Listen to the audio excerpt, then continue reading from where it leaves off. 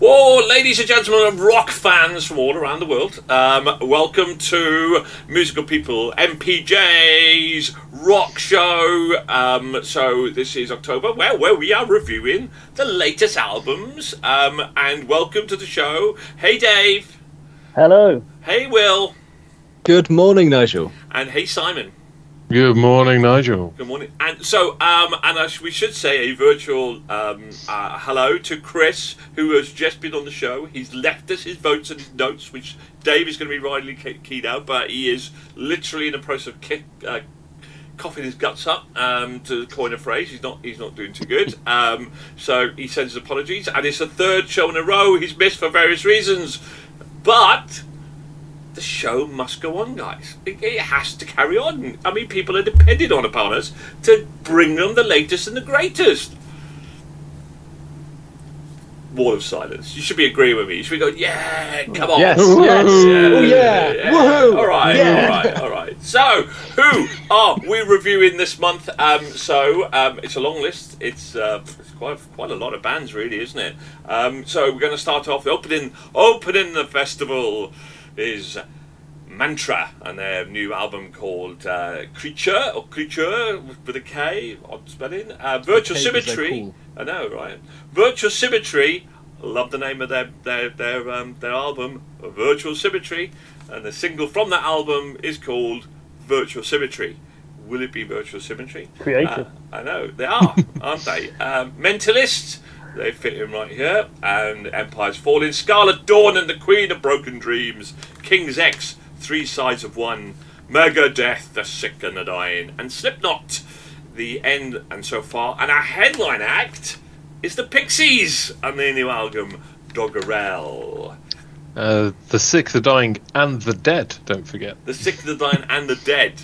Yes, Can't forget the dead. Don't forget you're dead. That's us, though, isn't it? That's us. Never forget you're dead. No. Never forget your dead. So, let's kick off with Manntra then, and the new album Creature. So, Dave, I'm not sure if you're aware, but these two guys have a little bit of history with Manntra. No. You don't? Well, so when I started this show, Musical People and Journeys, I was interviewing guys and people about their musical journeys and how music has been influenced in their lives. And both Simon and Will did one together, and we used to say give an album. And one of my customers was telling me about his band, and I said, "Oh, send me your album." And it was basically Manntra. So they sent us their album Ori Ori, and I surprised the guys by getting the guy from Manntra to literally come on the show midway through, and it was a bit of a wow moment, really, wasn't it, guys? Because Literal That's zero cool. warning. He just appears in front of us like, Yeah, it just suddenly appeared in the what chat. have you done?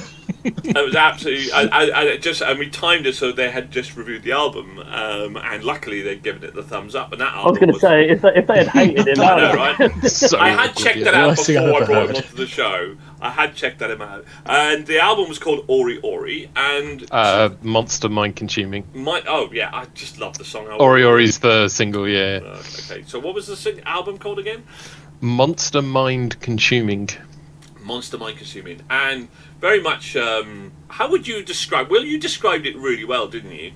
Yeah, that was like the weird sort of industrial folk was the way, like, it was a very industrial sound, but with loads of sort of Eastern European, like, folky theming, which was because a they're very a cool little concept. Croatian band, I think they were, weren't they? So Croatian, yeah. Croatian, and we absolutely, in fairness, I think that was probably one of my favourite new albums of the year, as it turns out. I absolutely adored it. I thought it was terrific, and there was some really cool tracks on there. Ori Ori being one of them, as you can well imagine. So we've got a bit of history there. So it was really interesting, and for the record, even though we kind of liked them, and I missed it for some reason. It wasn't on stuff. It was this album was released in August, but I couldn't, because of the history I've had with them. I couldn't not review this album and bring it back into the fold. So we're reviewing it on both stages, actually. So because they were a bit of a favourite, and I wanted to see how, if they had developed, because the interesting story about this album, or the previous album, is that they were given a contract and literally were told they had 2 weeks to make it, and they made it in 2 weeks, and and it turned out rather good. So has it developed? Has it grown? So Dave, as you have no history at all, I wanted to start with you then. Yep. What did you think of Manntra and the album Creature? Musically, I found it really, really interesting. Throughout the whole thing, there was just little bits and pieces that I wasn't really familiar with in any other style. I mean, the only thing I could kind of liken it to would be sort of a Rammstein. It's got that sort of industrial sort of feel to it. But really, really intrigued throughout, kept me interested. One criticism I would have about it would be the vocals, but I get that the guy is probably singing in his second language, so I'm not going to be overly critical there, to be honest with you. But really, really enjoyed it from sort of start to finish. It was one that was, listen to it once, then had to put it on again, sort of listen to it through again, because there were so many bits in it that was just really interesting approaches that I hadn't really sort of heard before. Cool. Will, what about you, my friend? Did they elevate over that first album that we heard from them? I know they did have some albums before, but or not? Yeah, so I obviously was quite a big fan of quite a fan of the last one. Before they had to do more for it, and they have, but they haven't with this. There seems that they've gone a lot more for the industrial sound and not really having as much of that folky theming as much. It's more sort of a background to it. But as my general music listening recently has been a lot heavier than normal, I liked the big industrial angry sounds, especially I think it's about midway through the album. I think the track was called Creature, where it was just the slow sort of musical instrumental bit. Then it goes into Silver Moon, like a big punchy aggressive sound. I really liked that bit. I don't know, I was talking to someone about it yesterday, but I don't know if it was just me, but when you listen, it doesn't sound like someone's having the vocals are mixed as well, because it sounds sort of too loud and it doesn't sound right when you listen to the music as well. You can't really quite hear it as much as you should, but it's a pretty good experience. Good time. Cool. Simon?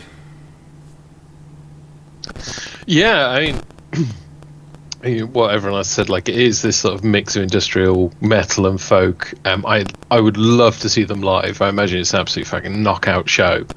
It does feel like there's some kind of disconnect between the vocals and the tracks on some of the songs that I can't quite put my finger on. Silver Moon is an example of that, where the verses I feel were quite stuttered and awkward, but when it gets into the chorus, it really gets into a swing and into a beat of it. Tans was a fantastic song. That was a real headbanger, very catchy. I like that. And Black is like this much softer sounding song, so there's a bit of variety in the album, which is good. I think the problem with Manntra, though, as Dave and everyone's highlighted, is the fact that the comparison will always be drawn to Rammstein, and they are the kings of the industrial world, sitting atop a throne of monstrous album releases. And it's unfair, I think, to compare Manntra, because they are trying to do their own sort of folky industrial thing. They're trying to, and they're Croatian, and they're trying to bring their own flair to it. I really want to hear more from them. I want them to get more albums out. I want to see them forge their own identity further and rise and challenge that throne. But this album is more like a training blade. They need to get a sharper sword, I think, before they actually really challenge Rammstein. It's a good starting point, but definitely not as strong as their previous album, which is funny because he said when we talked to him, like, Ori Ori is one of their hit songs from that album. They made it in like a couple of hours or something in the studio because they're like, we need another track, and they just made it up. And yeah, it was a fantastic song. So I really liked the album, but not as much as the first one, but I really hope we do see more from them in future. Yeah, no, right. Okay, so our missing friend Christoph, Dave, what did Chris make of Manntra? Right, Chris's notes. What we got then? He said, initially I wanted to be mean about this album, but I just couldn't.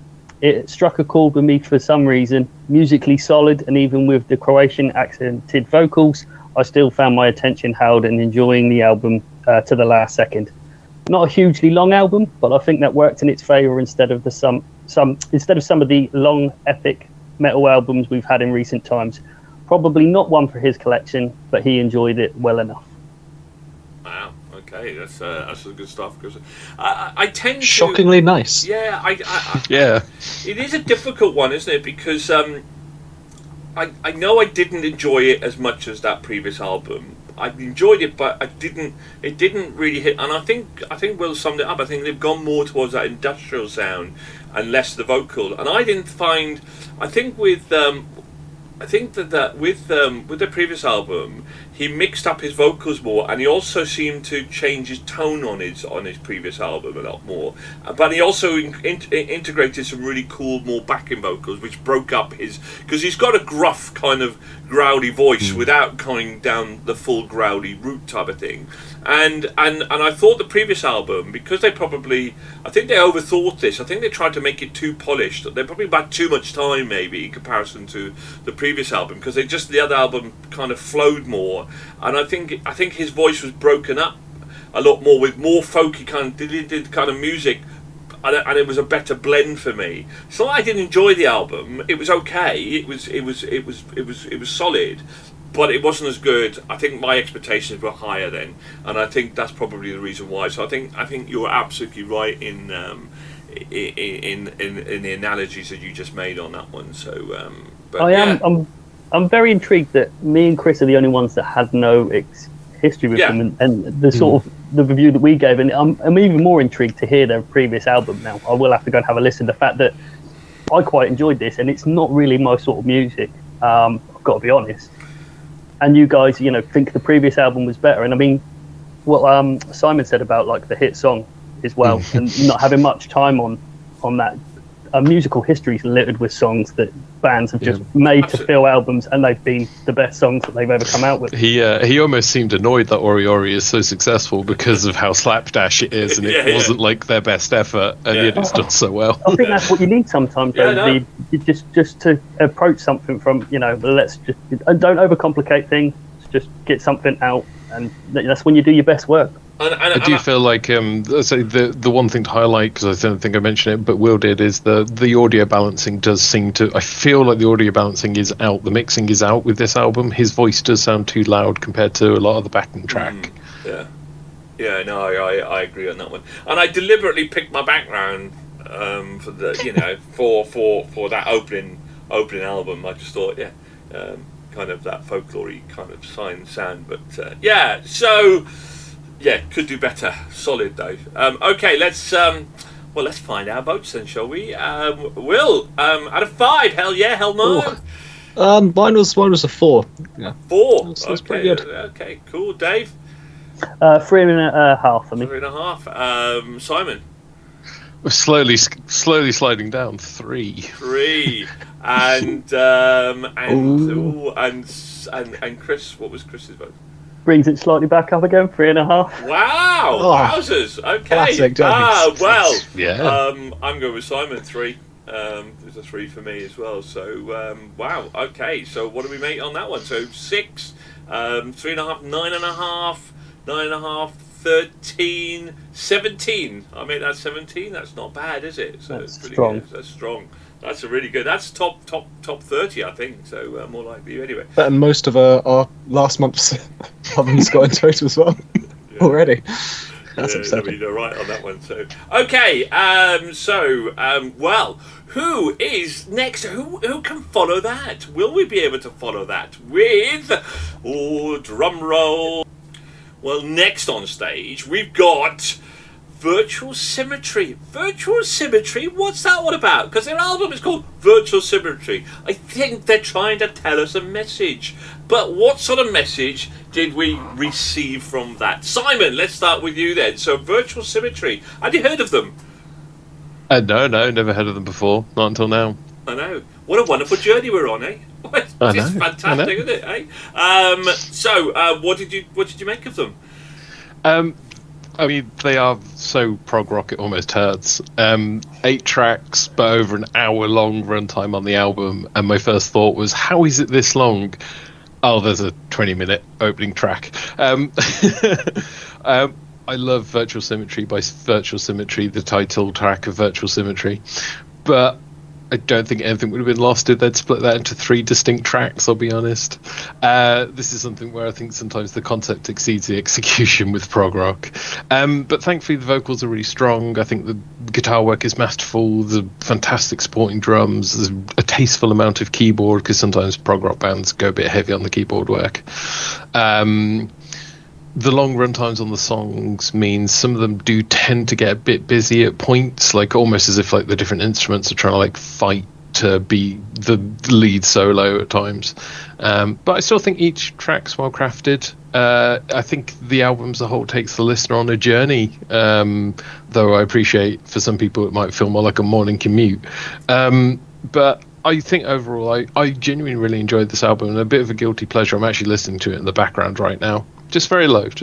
But actually really, the more I'm listening to it, the more I'm really enjoying this album. Why would you designate this as a prog rock album? It's always hard to, because I don't have any musical talent in my body whatsoever. I find it very hard to actually put this into words, but there's a certain sound and a certain style that sort of denotes something as being prog rock. A part of it can just be the execution, which is like the length of tracks. When you have things that are particularly pushing on 6, 7, 20 minutes, and they tend to be more sort of guitar heavy or involving keyboards and stuff, you tended to find that more as progressive rock, which is a really strange thing to... I'm not entirely sure what prog rock has always ever meant, but I also believe it's a way that prog rock bands where it's a lot more, they like to call it more artistic as well, and they're doing things for the sake of being fancy, not for any other reason, because they can show they can do it to tell stories. But it's... So you're talking about my sales pitching here. I'm a prog salesperson. So Dave. Yeah. Why would you start an album with a 20-minute song?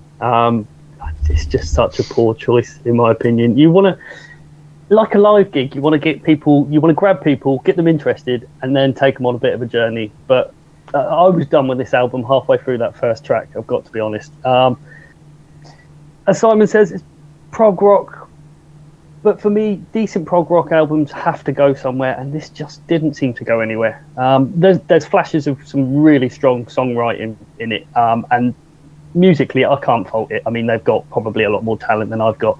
But as I say, just halfway through that first song, I was just completely disinterested. Ooh, Will? So, Simon says it takes you on a journey. I think I got on the wrong bus. I'm not sure I was meant to be here, to be honest. This is going to be the weirdest description of it. I didn't understand it, to be honest. I didn't really know what was going on. I, obviously being quite a metal fan, as you may have noticed from my general, demeanour, I like a good long song. Some of the longest, in my 2 main playlists on Spotify, the longest songs are about 10 minutes, 12 minutes respectively, at the very end of the album! Because they're a story-based album, and it's the ending of it. Oh, God, I genuinely was listening to it last night and fell asleep about 2 minutes into the first song, because it was just... No one needs this. No. It annoyed me with how obnoxiously long and pretentious it was, and I don't need this in my life. Wow, Dave, what did our ghost friend say? What did Chris say? I'm just reading this. Is actually made me smile. Actually, he said starting an album with a track which is virtually 20 minutes long is pretty ballsy, and so I have to respect it. However, after it gets to the 12-15 minute mark and the vocals kick in, I feel more like I'm listening to a rock opera stage show than an album. I like theatre as much as the next guy, unless the next guy is Will, in which case I like him far less than the next guy. But it just didn't tickle my pickle. My story unfolds actually picked up quite nicely, and I had a feel of Rush or Marillion about it, but it wasn't enough to redeem the album for me, as it still had the opera kind of feel. Not bad, but not for me. Oh, right. I adore this album, guys. I think I like variety, and I'm surprised. Will I wish you'd stuck with it, because I understand. I did. I know. I listened to it twice, and I want those 2 hours of my life It's so back. good, though. The thing is, though, the thing is, I understand why they've done prog rock, because they've tried to do.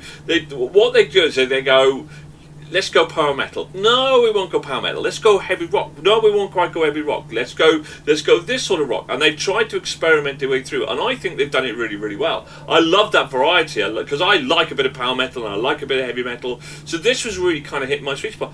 I honestly, I equally hate 20-minute songs. I didn't even know it was 20 minutes. I thought it was a breakup because it changed. But kind of midway through, if you like, I thought it was just a different track. I didn't realise it was 20 minutes. Now, I hate 20-minute tracks. I didn't even notice that. I thought it was, in my little mind, I'd heard a couple of tracks in there as well. So it didn't kind of go. And I loved the different directions it was trying to take me in that way. So I must have played this album, honestly, 4 or 5 times. I did not notice that was a 20-minute opening track. I didn't. I thought that was a couple of tracks within that track. It just flowed for me, and it carried on to come in some cracking tracks in there, and I love the way. And I hate foreign language music, but I thought Fantasi di Veratia, where they were basically singing in half Italian, was magic. I mean, it was magic, absolutely magic. It was fantastic. I really, really enjoyed this album, and I wasn't expected to. And actually, listening to you guys, I'm surprised at myself that I've obviously ended up loving this album. So, a terrific, absolutely terrific album. So, interesting times. Wow. That's. I'm surprised. I've surprised myself today, guys. I'm just saying, I have surprised myself today. You learn something new every day. I've gone on a journey. So I'm surprised Will hated it, because it ticks a lot of boxes. But yeah, I see what you mean. It's confusing. Annoyingly pretentious and obnoxious, and I don't like that. Oh, no look one at is me. angry I in can it. write a 20-minute You song. must hate You me, couldn't then. do that, could you? I can't write a 20-minute song, but oh, look at us. Wow. We can make an hour-long album with this many songs. Oh, fuck off. Simon, let's get our votes on virtual symmetry then, Simon. It almost made it, but 4.5. 4.5. Okay, you end up loving it. Okay, cool, lovely. Yeah. Dave. 1 out of 5. Oh yeah, it's going to plummet now. It's going to plummet now. Yeah. Will. A solid 0.5, because they could at least play instruments. But they still made me angry. Oh dear. Chris, what did Chris give it? I'm actually shocked by this. Let me just check. I think it was 2.5 out of 5. 2.5. Okay, fair play. I gave something less points than Chris. Yeah, you did. Yes. You did. It also got Get a off your throne. Also got a 4.5 from me as well. Simon! Get in, yes, solidarity. So 9, 10, 12, 13.5. Definitely split the panel on this one, didn't it, guys? Definitely split the panel. Wow. Will things get better? At the minute, they seem to be heading downwards. Let's find out who is next on stage, everybody. So next on stage, we are welcoming the band called Mentalist. Well, they're fit right in here, and their album Empire's Falling. It's another band that I'd never heard of. Will, had you heard of them? Never in my life, as far as I can remember. Okay, again, it's why we're here. It's why we're here, discovering new bands and seeing whether we love them. You didn't get where we are today. I didn't, Will. I didn't. So let's find out about the Mentalist. What did you think? I quite like this one, quite a bit. Shockingly, the metal album, where the songs are, themed on history and things like that, shockingly, Will was a fan of this. However, because of the existence of a certain other band that do this thing to perfection, I didn't love it. But it was really good. I thought the lead singer, I thought he's a very good vocalist. He sings it really well. He fits really well with the kind of themes he's singing about. The instrumental's very nice. Reasonably length songs, a good start. I just found a really solid album. nothing overly spectacular or out there, but they chose a thing, they did it well, and that's it. In what way was it a historically based album? So, the first song, Solution Revolution, was I don't know, but was it 1790 something or other? I was saying it's based on the French Revolution, if I'm not mistaken. Obviously, songs like Columbus is singing about Christopher Columbus. Noah's Ark, well, not history. Other things, Years of Slavery is talking about all that. But that was one of my other criticisms. It's doing the songs sort of themed about all these historical events. But unlike with, say, Sabaton, Shock, every song they do, you can tell that's what it's about. You can imagine the song fits the theme perfectly, but unless you look into it, like obviously I did because it's me, you wouldn't necessarily be able to tell. You'd think it's just, this is just a song. It just happens to be called Columbus. It just happens to sound like it's about revolutions in general, and not know the specific theme it's about. But yeah, I would agree. It's not my precious Sabaton. No, I see where you're going. Okay, so Dave, what did I'm presuming you've not heard of Mentalist either? No. I mean, I'm not going to take too long with this because it's another power metal album, really, and it's it's just not my thing. I'd love to be able to get past it, but I can't. I mean, there's the odd album and the odd track that kind of piques me interest. I mean, musically of a decent standard, again, can't fault it for that. But I've heard it all before with the power metal albums that I have heard. If you can look past that, you'll probably enjoy it, but there's just nothing memorable about it for me. There wasn't even the odd track where I could go, I kind of like that. That was kind of a bit unique. So yeah, it was very much a miss for me. Simon, you're a bit of I would suggest, but I got it wrong, tick your boxes? Some of them. It's a good power metal album. They've got a good lineup there. They've got some good there's some good instrumental sections, some powerful vocals. They've got a really cool drummer who's a former Blind Guardian member. There's a good cadence to the tracks throughout the whole album, I think, which made listening to it as a whole a bit more joyful, a bit more fun. The opening track, Solution Revolution, is a particularly absolute cracking song. That's made it onto my favourites list. But I do feel like nothing else really punched quite as hard after that one. I was going to say, you could have fooled me into thinking this was a bizarre power metal cover band of Sabaton with all of the historical songs, but they've taken more of a broadside approach to history rather than the deep cut Sabaton takes. So this album is quite a solid salvo. It did take repeat listens for me to actually really sink into enjoying it as much, but I think it's a decent album. Yeah. Well, let's go to our ghost reviewer. May be resurrected one day, but fair play to him, he's still there. Chris, what did Chris think, Dave?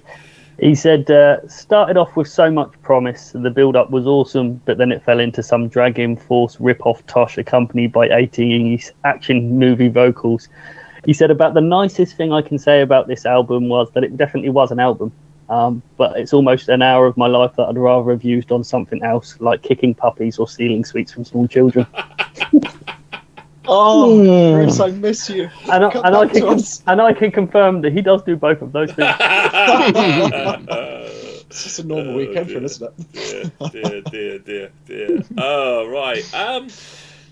Interesting. I think I agree. I think it did promise a lot at the start, and I agree with everything you said, because it captured me, but by the end of it I was switched off. It was a solid album, and I think you're right. I agree with Simon's analogy in terms of a good salvo. There were some great moments in there, but yes, because I think if you're going to go that way, you've got to go. If you're going to sing about Columbus, you've got to make you feel that you're on the boat with Columbus, and it didn't really quite do that. It was a bit more kind of, as you say, a bit more zoomed out type of approach, and I didn't realise it was an historic album. That's why I asked. I went, was it? Okay. And I think your analogy was actually me all over. Saying that, I thought it was a solid album. It was enjoyable. Yeah. Okay. So let's find out our votes then, shall we? Who did we start with? We started with Will, didn't we? Will. 3. 3. Solid. Inoffensive in it. Yeah. Dave. 1.5. Simon. 3. 3. And Chris. Gave it a 1. A 1. Ooh, Generous. Oh, Chris. I obviously enjoyed it a bit more than everybody else. I'll give it a 3.5. So okay, cool. That's 9.5, 10.5, 11, 12. We're going down. It's going downhill, guys. We're going downhill. Can we revive it with our next act? Will our festival improve? Who is next? Next. Is Scarlet Dorn. Not dawn as in sun rising, but dawn as in D-O-R-N. And the album is called The Queen of Broken Dreams. Are we going to be left broken by the Queen? Or are we going to rise up with the dawn in glorious sunshine and love of this album? Dave! As you are shining red, bright red, like the dawn, what's your view of Scarlet Dorn? I thought it was, it's style-wise very interesting. It's definitely got sort of an operatic sort of feel to it. Good vocals. She's definitely got a good voice. Just falls a bit flat for me though. It feels fairly lifeless throughout the album. There's sort of no real up-tempo moments, and I think it could have done with a little bit more life here and there. Would have liked a little bit more variation as well, and it just all seemed to be a little bit too mellow, a little bit too downbeat for me, really. Well, kind of interested, Simon. What did you think of Scarlet Dorn? Have you heard of Scarlet Dorn before? No. It's the first time I'm hearing them. I think so. Trying to nail down what sort of genre this album was kind of works in their favour in a way. So, is it symphonic? Is it dark? Is it gothic? Is it operatic? Probably all of the above with a dash of electro in there. It mostly reminded me of the new era of Nightwish, except I like Scarlet Dawn. I think her vocals carried the album, though. I don't think there's anything particularly strong with the guitar work or the drumming and stuff. I think I agree with you, Dave, what you said. Sort of, it felt a bit too low-key in places. It never really sort of did any high punches or anything. I wish he had leaned a bit more heavily into the highs or the lows, tried to make it a bit more operatic or a bit more gothic, like try and just really, whatever for the song, just lean into it that little bit harder, go a bit heavier or something, go a bit lighter, a bit more operatic. But it always seemed to sort of stick to a bit to the middle of the road, especially in like A Light That Binds the Truth. It should have been even more melodic than what it was, and it would have been a beautiful sort of sonnet or something. Love Wasn't Made For Me is probably the standout track on the album for me, though. That one I did really like. But yeah, I thought it was a great album, and I did enjoy listening to it, but I wish she'd done a bit more with it. Will, have you heard of Scarlet Dorn? I definitely remember seeing it in playlists before when I've listened to generic Spotify made playlists, and I remember enjoying it. But I've been having it in the background playing quietly because I mean, it's a good way to describe it. I couldn't really remember it because it's not really all that memorable. Because when I did my first listen to all the albums, this was the only one I was like, yeah, this is nice, it's good. And so I forced myself to listen to all the albums I didn't like that much more, and this one just kind of got forgotten about. I really like vocals like this, which is why I like bands like Visions of Atlantis and Signs of Nightwish. I love artists like that, because they have this vocal, but they have the music to help elevate it even more. But this is it's just kind of nice. There's nothing else really going for it. Yeah. She's got a voice. Yeah. There's some instruments if you listen really carefully. Yeah. No. Well, what did Chris think of it, Dave? He's put musically pretty epic sounding, like it could sneak its way into a soundtrack for Lord of the Rings or something, which is fine until she starts singing. It's a huge indication of how an album is going to turn out if the artist sounds bored as hell right from the beginning. It's like someone dragged her out of some drunken reverie and made her record an album. The album should have been called "Okay, but Make It Quick," which are usually words that I'm happy to hear, but not on this occasion. Definitely not a repeat album for me. I think I almost prefer Chris reviews when you're reading them out. I think we'll just actually have Chris as a ghostwriter. Yeah, we this. could have ghostwriters. I think because he doesn't have to say it. I think it's even funnier, really, isn't it? So, yeah. Chris, don't come back. Just send us in your written report because it's funnier. And let's be honest, Chris delivers it far better than you do. So, okay. Dave's going to be your proxy now, Chris. Sorry. Here's your voice. Yeah. Surrogate forever, yeah. This is a beautiful album. She has a beautiful voice. But you're right. You almost go when you compare a similar voice to the lead singer from Visions of Atlantis. I don't think she's quite as strong, but we don't know whether she is because she doesn't take it up a gear. She doesn't go. I'm there going, go on, just go on, and you go, oh, you didn't, but it was still nice. And you absolutely, I'm laughing because me and Simon were saying the same thing. We were talking about the office, and we were going like, you just wanted to go on, girl, punch it, because the voice is there, you know. And maybe she didn't have that musical arrangement to do that, but I think maybe she wanted to be a little bit different, and so she kept it there because it was a bit more of a commercial kind of sound. You wouldn't put it into that heavy rock, symphonic rock genre, and maybe alienate that. I almost gone like, you know, you almost go like, imagine Adele was subdued to singing those sorts of tracks, and she was reined right in. You kind of have that you probably have that similar sound. You know, I'm not saying she's as good a singer as Adele, but it felt like if you took Adele, you subdued her down to just keeping her there without her going punching right up. And I think, but the potential is huge, absolutely huge. She has got I mean, actually, I disagree with what Chris says. I think the album's deliberately done that way, and I think it was a gorgeous voice. And you're right, it's insipid. You listen to it and you listen to it again, and you mellow out, and it's just like, it's just really nice. She's just got a lovely voice, and I thought the melodies were done. I think they purposely, intentionally did that to drown out her voice, because I think they've deliberately taken the view to keep it that subdued, and to try to be a little bit different. But at the same time, for us power metalists and symphonic fans, you're going, boy, just punch it. Just punch it. And it never hits that punch. But it was still a lovely album, an enjoyable album.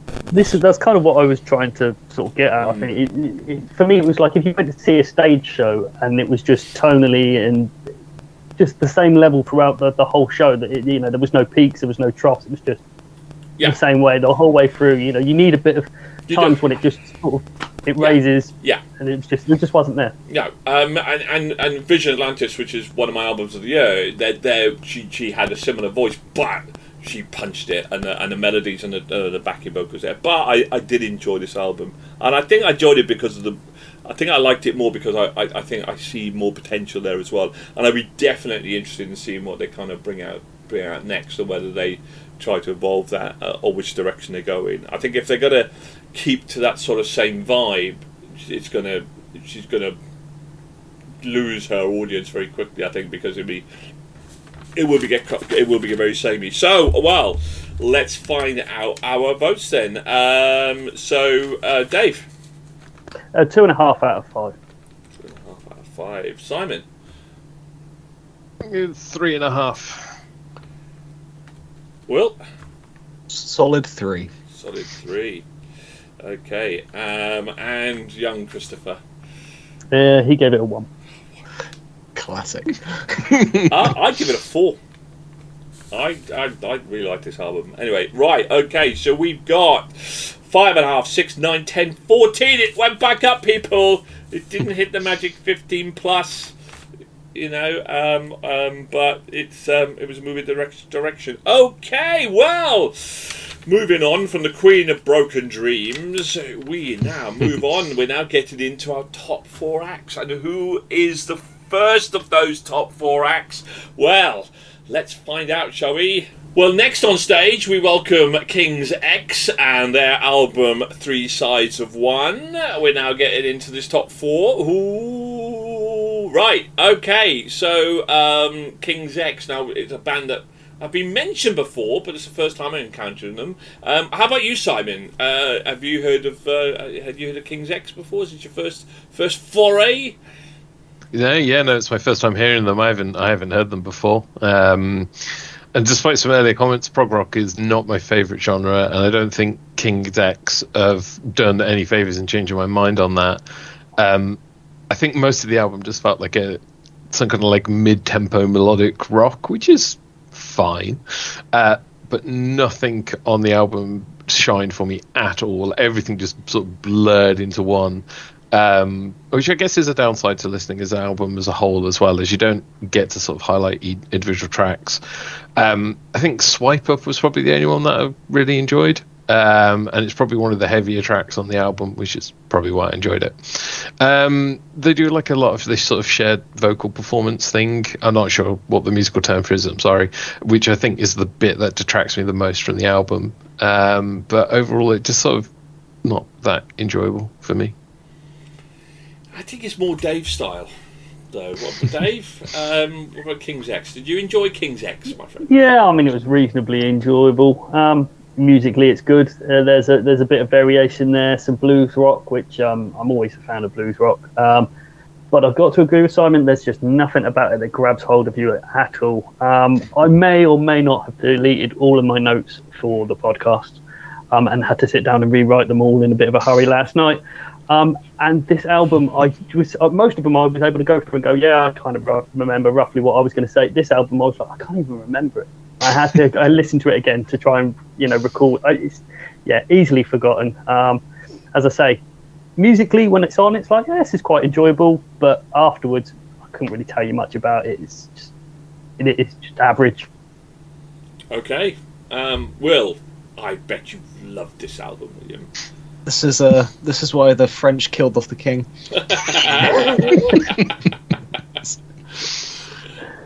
Why?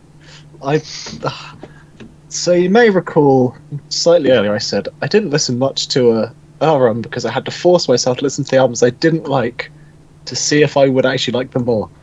It made me dislike it more and more every time I heard any of it. It was just slow, boring vocals.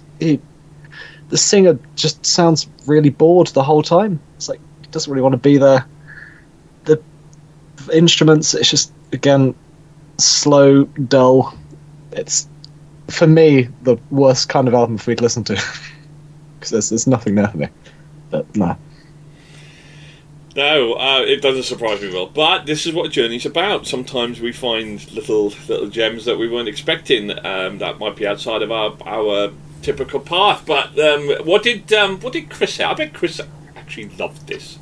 No, I think you're pretty much in keeping with what a lot of us have said, really. It sounded like a bluesy version of the Violent Femmes, which was kind of interesting. Album was pretty diverse, but probably not enough to warrant tons of listens. Think I'll return to it, but maybe only once in a while. Not lots to be said about it. It was just average. Yeah. I'm going to go along with that. It's just a pretty bad album, really. It was, I don't know, I'd heard of King's X, and I think I was expecting more, and at the start of it, I think you're right, Si. I think at the start of it, you go, okay, this could be a kind of a cool melodic rock band, and then it just delves into absolutely prog. See, when I ask people, why would you say this for prog rock? This is how I associate prog rock, with experimental, slow kind of melodies and a lot slower there, and you're right, prog rock could be kind of different but a lot heavier and quicker, but this is a typical what I would call melodic prog rock band, and really not my cup of tea at all. I did not listen to this album after the first one because I think my rating would be going lower. It was shite, really, to be honest with you. I didn't like it. I really did not like it. But I'll top my hat off that some of the melodies were okay at times, but yeah, really not my cup of tea at all. So, but anyway, right. It's not going well, is it, guys? Let's find out. Let's find out our rating, Simon. Gonna give it a 2. A 2, okay. Dave. 2.5. Okay. Will. Simon, a 2 is so mean. How could you? Nil point. No points for Will. No points for Will. Chris. Gave it a 3, funnily enough. I told you he'd like it. A 3. Yeah. A 3? How can you give this a 3 and give Scarlet Dorn a 1? I mean, that's outrageous. 1.5. You've met the man, yes? 1.5 from me. Yeah, I've given up trying to understand what he enjoys, I've got to be honest. Me too. I thought 1.5 was a generous 1.5 for me, but there we go. 3, 5, 7.5, 8, 9, 9. Well, that's going to crash into our bottom 20, I think, and deservedly so. Sorry, King's X. You could do better. You definitely could do better. Okay. Who is next? Let's crank up this stage after that, shall we? Let's crank up this stage with what I'm going to say, a legendary band next. Because the legends that are Megadeth are on this stage, are on our show. Megadeth, with their album The Sick, The Dying, and The Dead. So, we know Chris is sick. Who's dying and who's dead? Okay, so... Are we not all? Oh, Slowly. Will, we're going to start with you. You'd obviously heard of Megadeth. You must have heard of Megadeth. I'd heard of them, but I'd never really listened to them. And you not sampled the legends that are Megadeth? Well, I never really did, because in my first tiptoes into the fun world of metal, starting off with one of the first metal bands I listened to was death metal, so that kind of skewed my opinion. And listening to a few older metal bands, it wasn't really for me, because obviously how much the genre's changed over now, and like heavy metal then compared to a heavy metal band now, it's the old stuff seems like the lightest rock now, but it's pretty good.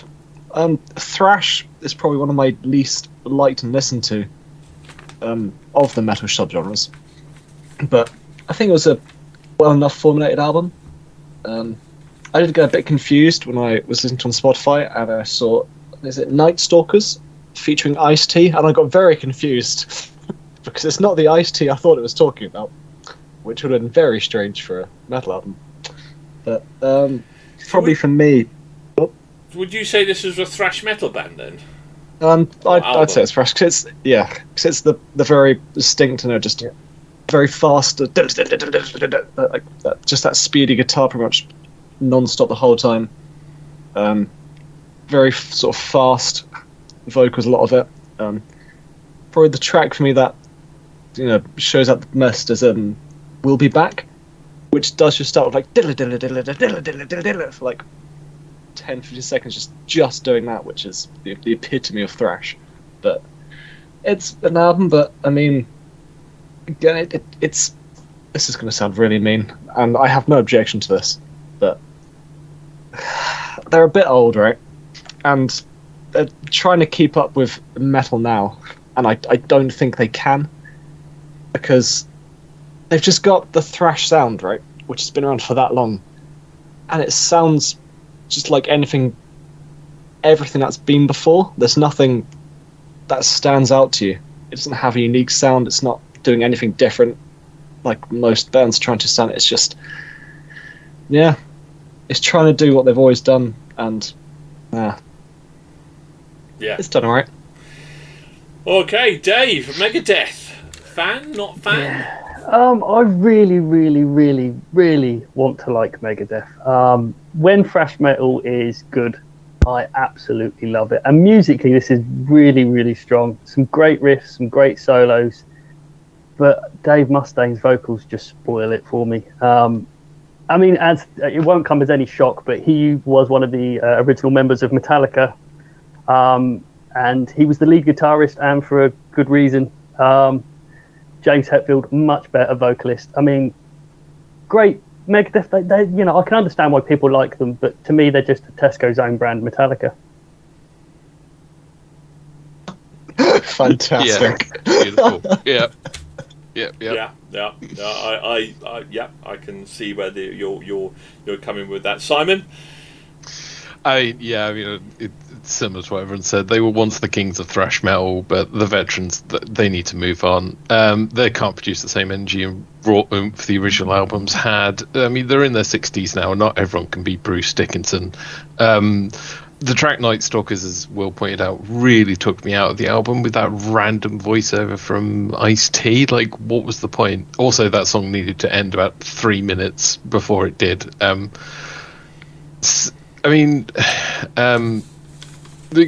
Dave said, like, musically, a lot of it was very good. I felt like the guitarist is fantastic. I felt like it drowned out the drums quite a lot, but that's thrash metal for you. But the lead singer he just hasn't. He's still good, but nothing's changed, and he is only going to be getting older, and their topics and lyrics are just getting a bit more sedate. Just averaging over 5 minutes a track on the album, it's just way too long. It felt like a slog, and I feel like they're just gripping on to what they once had, and they need to just kind of let go at this point, I think. Interesting. Chris, number. Right, you are Chris. You are Chris. Well, you know, it's quite nice. I've always wanted to have split personality, so it's quite nice to experience it for a day. He's put, now here's a band that really doesn't need a comeback. I have no doubt they have a plethora of fans, but it does beg the question, why? Hangar 18 is a quality tune, but it just makes them a one-hit wonder. The Sick, The Dying turned out to be an appropriate album name, since I wished I was both after listening to it. Well, he got his wish, didn't he? Apparently, yes. He did. Very good, Dave. Very good. Love it. I think I got beguiled at the beginning of this album because The Sick and the Dying is brilliant, and it's got that da da na, and he comes in the riff and he goes na na, and I got hooked. I loved that. I don't know why. It was hypnotic. I just loved that riff. I loved that musicality, and I'm going wow. And the first listen, I've gone, this is going to be my album of the month. And then I listened to it again, and you're right, his vocals started to really grate on me. They weren't fantastic, but musically, I go with you, Dave. I think the guitar, and I think thrash metal for me back when I was into metal was a jump too high for me. I didn't like it, and I've always associated with thrash metal with screamo, and so I kind of steered away from it a little bit. But then I think I've gone back over old stuff and went, why have I missed out on Metallica? They're very high. Oh my god, what an idiot! I missed out on this, and so I think my tastes have gone is I really like that fast guitar. I like it with indie pop, with indie rock. It kind of sings to me. I relate to it a little bit more. I don't like the growler singing, but I do like that fast guitar play. So I've listened back on some, I got back into Metallica a little bit. Not that I was ever into Metallica, but I've listened to them and going, wow, I missed it. That's a shame, but at least I'm finding them again now. And you're right, they are very much a second fiddle to Metallica in a lot of ways, but I think that's because of the vocals. I think that's obviously because of the vocals as well. It doesn't quite synergise, and it kind of just go like, oh, shut up now. But I did enjoy the album, but I liked it, but I ended up not loving it when I thought that first track I was going to love it. But anyway, let's find out. Let's find out our ratings then. So, Simon, who did we start with? We started with Will, didn't we? Hello. Solid It's 2.5. 2.5. Perfectly Okay. average. Dave.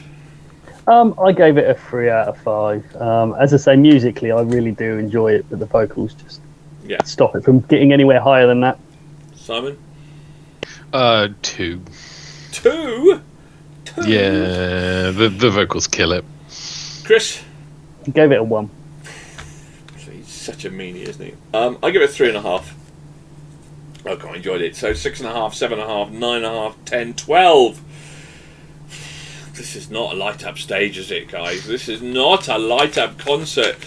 Will it get any better? Because we have another legendary band on stage. But is it legend for the right reason? Let's go. Let's find out, shall we? Because next on stage are the legends that are Slipknot. Oh, Slipknot. Will they've got to tie us into a knot, or will we just slip away into the night? Well, I'm gonna have to start with you on Slipknot, because let's face it, if ever an album is gonna be right up Will's alley, surely Slipknot is your gig. So I've never really liked Slipknot. Why? Why have you never liked Slipknot? Partly due to bias. I used to know a guy at college who was so brutally obsessed with them, and it just really put me off everything. That was said, the one song that obviously I do quite like is Psychosocial, because it's psychosocial. I didn't realise I was listening to Slipknot for the first few songs on this, because you go from like the aggressive opening of Psychosocial where it's like the joy, and then Adderall was just like la la la la. So what? It was a very strange album. I had to remind myself a lot. I was listening to them, but then also not, because I don't know. I can't really put into words my bias against them, for the sole reason I used to know that one person who was obsessed with them. What's your name, Puts me off Nathan? being able Is to your like name it. Nathan? Nathan decided he needed a break because I made him listen to the Google. I didn't Well, make him listen to the Google Dolls, but We all have that one. We all have know, that one. I know, right? Mine I is know. Muse. This happens to be the band that I can't fully get behind as Slipknot. But that being said, I didn't hate listening to it, but I didn't like it as much. Again, there are bands that do their kind of sound, the screamy stuff and the angry vocals, a lot better, I think, and do it in better ways. And it just the opening weirded me out. It was weird and slow. Then it got no. They did peak with like Psychosocial and songs like that, and I don't think they can replicate that kind of sound they used to do. But interesting. No. Dave. I was a really, really big fan of early Slipknot stuff. First couple of albums, absolutely loved. What I really enjoyed about them was they would create like a wall of noise, and as overpowering as it was at times, there was always that melody there. And with the exception of the first track here, to me, they just lost that melody. They lost that thing that makes them Slipknot. For the most part, it really didn't do anything for me. It was just noise. And it pained me when I wrote that, because I thought I sound like my dad now. Some moments here and there, it seems like, it was a little phoned in. It kind of seemed like, it was just, they're making an album because they need to make an album. I would expect so much more of Slipknot. I really would. Ooh. Simon, Slipknot fan? Not a fan? I mean, as someone who was formed by Slipknot, the original Iowa, Volume 3, The Subliminal Verses, is one of my all-time favourite albums. Duality, Before I Forget, Vermilion Part 2, Opium. Like, I love that album to death. I absolutely adore that album. Iowa with People Equal Shit and stuff, like, I love it. And as Dave said, I went into this with Slipknot expecting chaotic metal and angsty lyrics, and it didn't deliver that at all. That's partly on me. That's my expectation. The band are clearly trying to experiment with their sound. They've been doing this for a long time. And they've had a lot of changes in the band. Corey's still there, obviously the lead singer, but members have left, some passed away, some have gone through some very personal issues. The band is not what it was 18 years ago when Volume 3 came out. But unfortunately, I just didn't like what they were trying. I didn't like the synth stuff. I didn't like all the sampling they were doing. The album as a whole didn't feel like it had a very cohesive feel. The opening actually, I know Will didn't like the opening, but the opening is actually reminiscent of a lot of their albums. They tend to open in that sort of slow build sort of sound, but it went straight into like this synth stuff and it was a bit awful. The album wasn't completely offensive, but I wanted it to be completely offensive, and so it had a lot to live up to for me personally, and unfortunately it just failed to live up to that. Maybe you need Chris to write some lyrics for them to be more offensive. So, well, what did Chris think, Dave? He's put, right, I like Slipknot and The Grey Chapter was a great album. With this one, though, I feel like they looked at their first album and decided to try and copy it as much as possible. But for me, that was a swing and a miss. I actually really like the opening track, but it definitely doesn't belong on a Slipknot album. General feeling for me was that they didn't really want to try new things and decided to see whether they could milk the sentiment of their longest standing fans. Fine enough, I suppose, but seems a bit cheap to me. I completely disagree with most of that. So they've got a new producer, they've got new samplers, they've got like new guitarist, new drummer. Like everything's totally different. Nothing like their first album at all. Their first album was epic.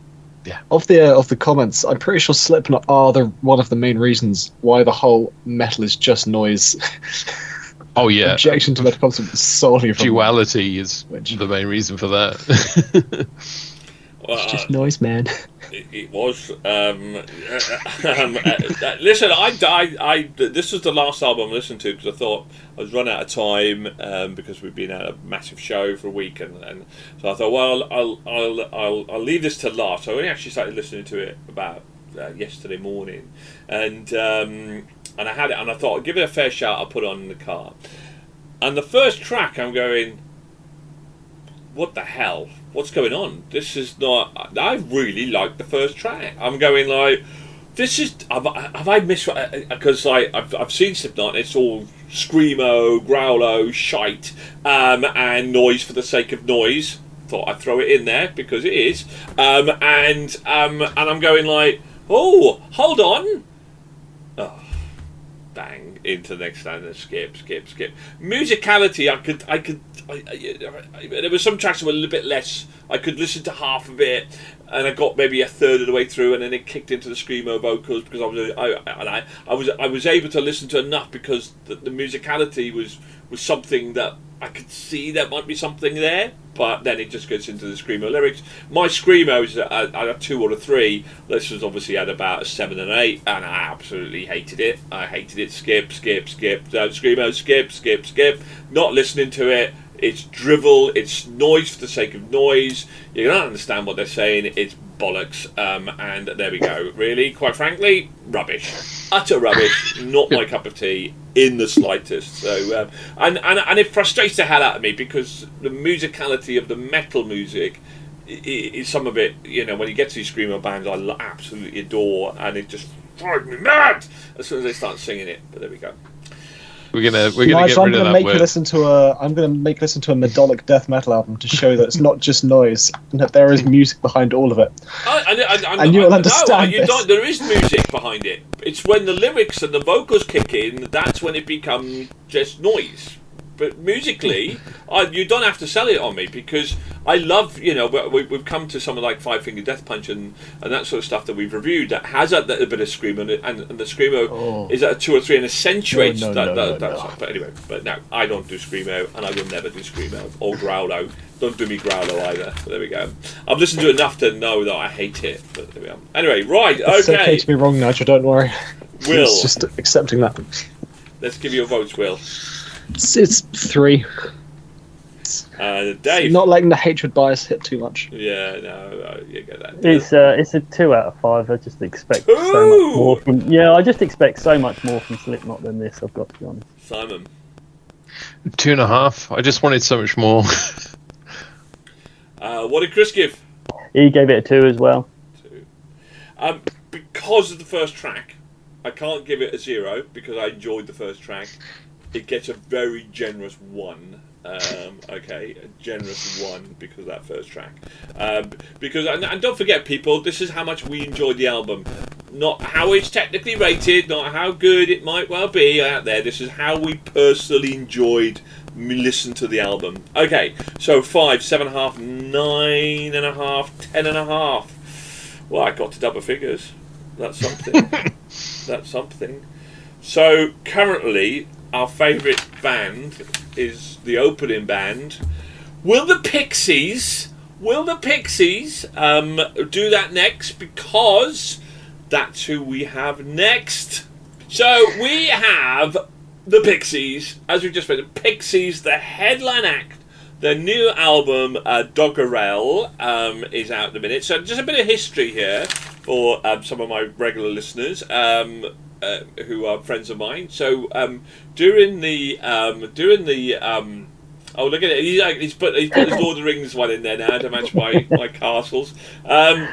So Pixies, I did an interview with a friend of mine, Dave, about his musical journey, because at one time he slipped in the fact that he had watched Kasabian during their legendary tour and in a small pub in Leeds. It was like, what? So we had a real chat, and one of his favourite bands was the Pixies, so we reviewed a Pixies album, and I hated it. So just putting it out there, I hated it. And their kind of punk rock kind of musicality really from the 90s really did not sit well with me. So how about you guys though? Would have they changed? Have they developed? Have they grown? Dave, Pixies, Doggerel. Have you listened to Pixies before? Is that something? I mean, I've never really been a fan of the Pixies. I've got to be honest. I mean, this is a Pixies album, isn't it? You know, it's enjoyable, somewhat enjoyable, inoffensive. I mean, I know plenty of people that enjoyed the Pixies and listened to them, and I can it's one of those sort of bands that I can have on in the background. It doesn't annoy me at all. Quite happy to listen to it, but it's not something that I'd ever seek out. Again, this one, there's nothing stand out. It's strong enough throughout. You know, I feel like they know who their fans are now. They've played it safe as houses, straight down the middle, and it is what it is. It's a Pixies album. Simon. Yeah, I mean, I feel like the Pixies are the grandfather of alt rock in a way, and it does feel like they are a bunch of grandfathers at this point. Get Simulated was an alright track to start with. I thought that was, in terms of ones that I enjoyed, I liked the sort of restrained vocals, but the constant chiming of the really grinded on me. The album picked back up a bit with There's a Moon on, I think it was, which was quite fun to pop along to, but I mostly zoned out throughout most of it. I just imagine these tracks are being used in some poignant scene in a Netflix drama special because the producer misunderstood all the lyrics but liked the tone of the song. So the world, I felt like the world and the band, a lot has changed, a lot has moved on since their first album in 1988.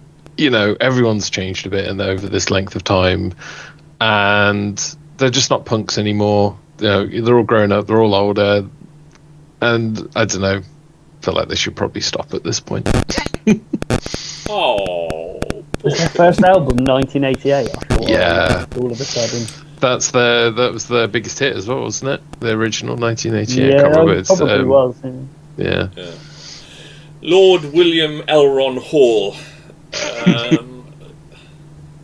In all my visions and all my seeking for knowledge over these many years, I still ask myself one question.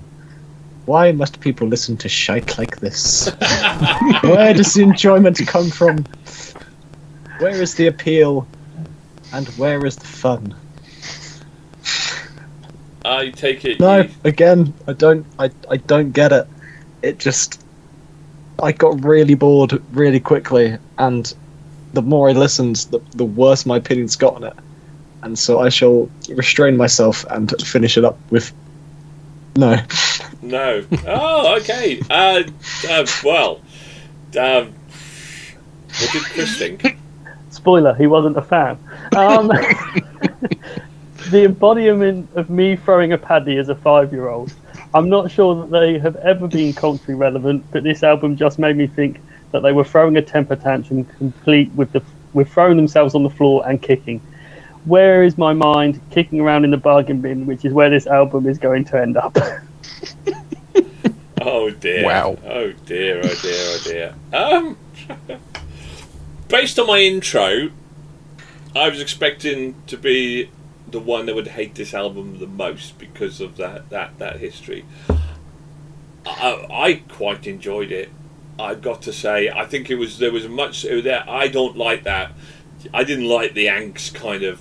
I thought the original album was just all over the place. I didn't enjoy it. I thought this was a much controlled album.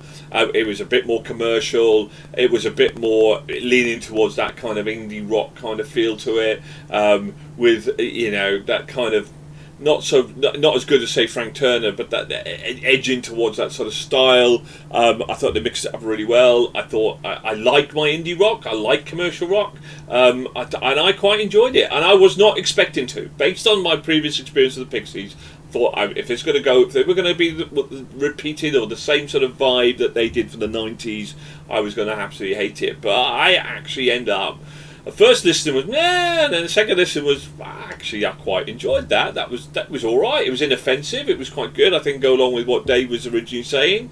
It was a good album. It was solid. I think they shouldn't give up. Why? I mean, this was a solid album. Okay, without setting the world on fire, it was solid and it was good and there was some really good moments in there. And if you can produce music like this, then you should carry on. You should absolutely carry on, but even when it's not your cup of tea is irrelevant. This was a solid album, and certainly more leaning towards the bias of indie rock, which I quite like. And they mixed it up really, really well. They tried different things. Lyricism was excellent. I thought this was a good album. I really liked it. I didn't love it, but I really liked it, and I was not expecting to enjoy the Pixies. So I thought it was solid effort, guys. Solid effort. And I go along with Will. It's maybe not quite his cup of tea, but I think you've got to appreciate some of the lyricism in that. It was really good. Solid. All right. If you don't appreciate the lyricism of Screamy Screamy, I won't appreciate the lyricism in this. At least you can understand what they're saying. I can understand everything. You can understand what they're saying rather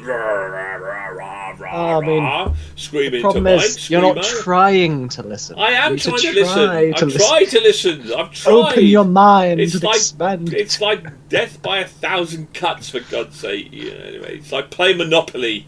You try, but you don't really want to be there. Oh, the Pixies weren't that bad, Nigel. That's it. You're still talking about the Pixies, right? No, Slipknot. Nothing bad playing Monopoly, surely.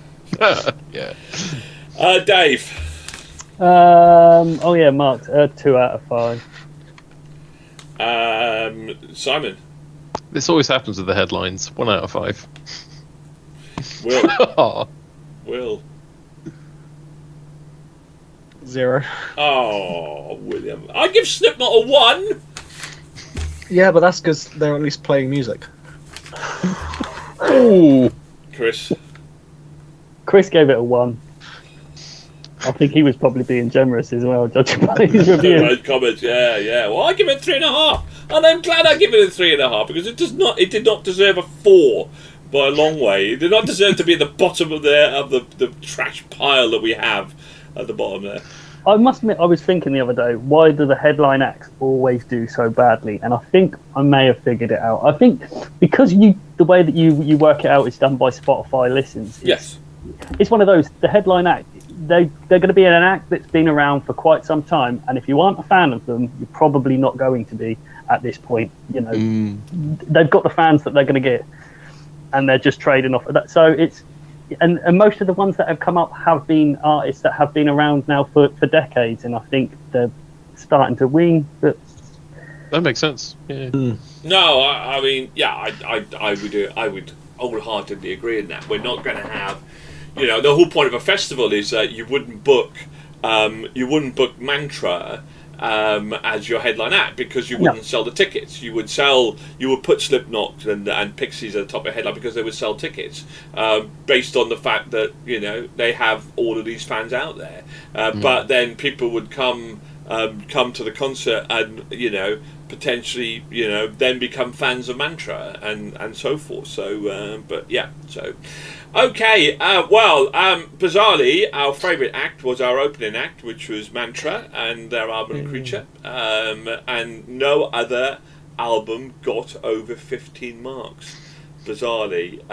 So nobody's really going to be pushing for our album of the year, which will be coming up soon, guys. Ooh, our December show will be different. But November is coming up, and we have got some wicked acts out there. Old school acts as well as new acts coming through. We've got we'll have Red Hot Chili Peppers, Arctic Monkeys, as well as people like Simple Minds, as well as new bands coming through. So November's going to be super exciting as well. So, but anyway, right. I feel like I have to say it every time. As much as I'm really mean about a lot of the artists, it's solely due to my music taste. And one of my other favourite bands also released an album last month, which I've also listened to a lot, which is so different to all of this. Who's that, mate?